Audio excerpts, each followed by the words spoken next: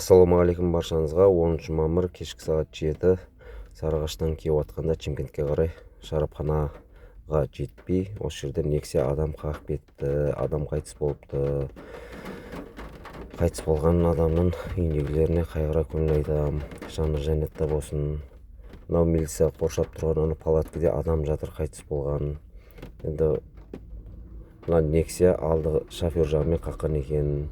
Бұл жерде пешеход жоқ, ана жүгіріп шыққан дейді.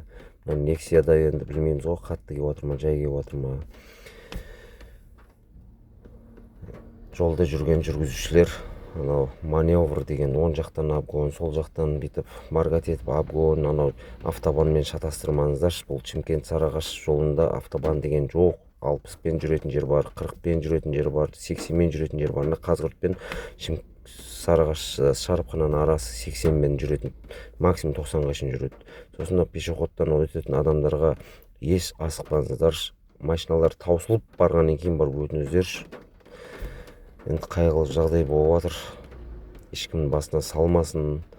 Абай болыңыздар, аман болыңыздар, бар болыңыздар.